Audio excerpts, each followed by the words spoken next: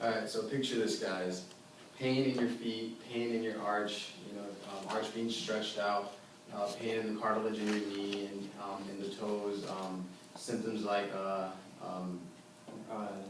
Norman's neuroma, just all over your feet, after a long walk or a long run.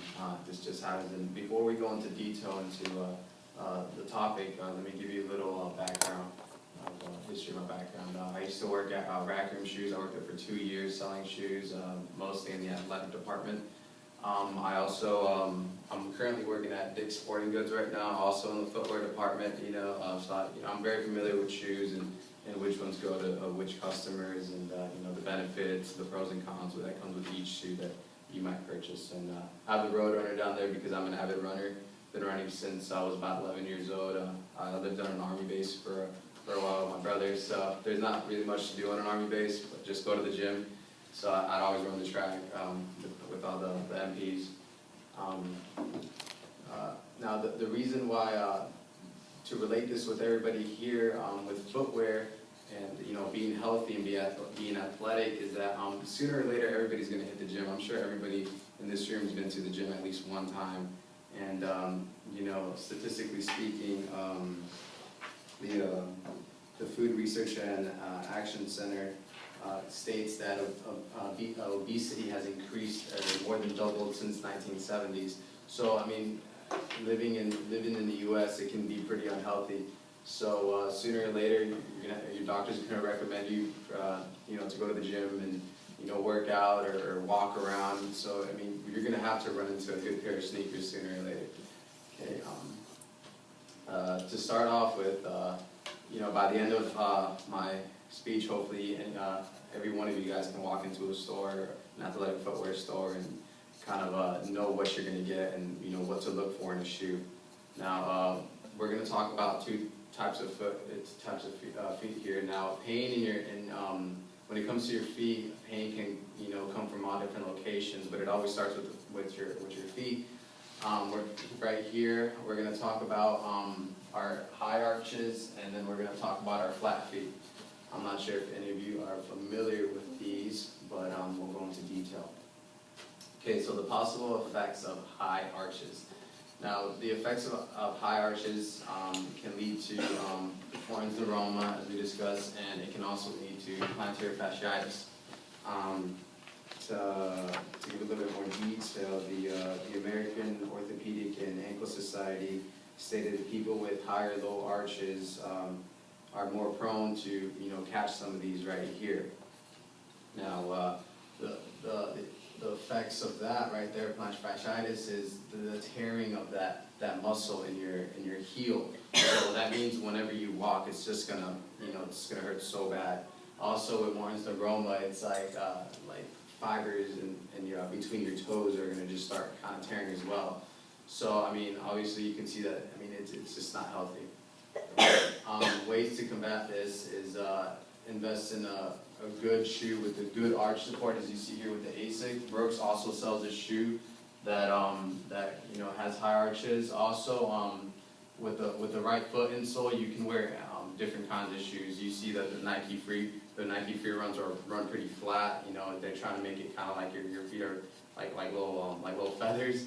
But obviously you wouldn't be able to wear a Nike Free Run if you had a high or flat foot. But if you buy the right insoles, you can slip them into any shoe and increase the comfort that way.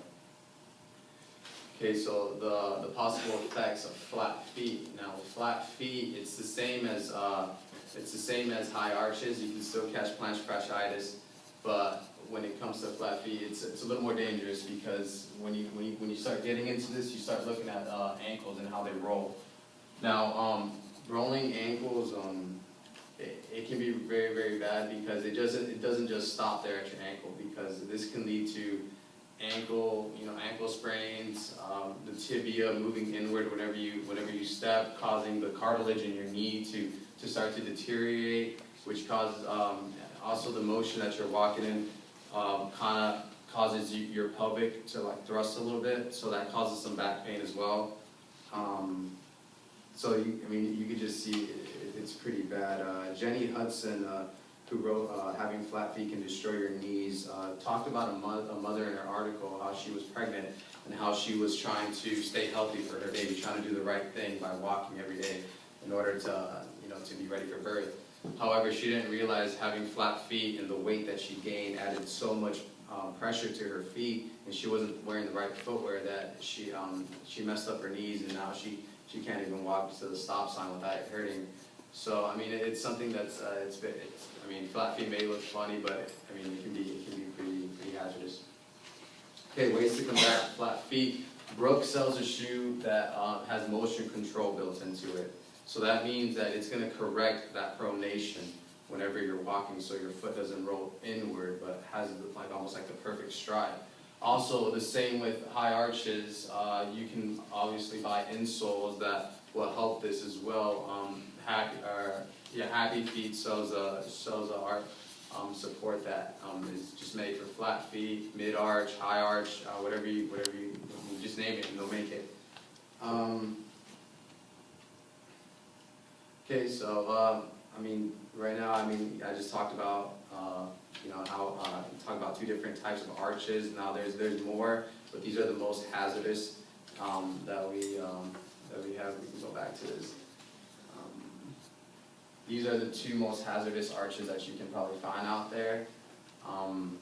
The other, like everybody, statistically speaking, most Americans have mid arches, so they can kind of get away with a little bit more, but there's also some of the unlucky ones that are kind of born with this. But I mean, just because you have a high arch or flat foot doesn't mean you can keep running. So, today we reviewed these 2 arches, and kind of saw the points of how we can combat these arches. In closing, I really hope you guys take this information into consideration whenever you guys go to buy yourselves a pair of running shoes. Hopefully, you got some pretty good points from here. But I really hope you guys can buy those shoes and run the extra mile.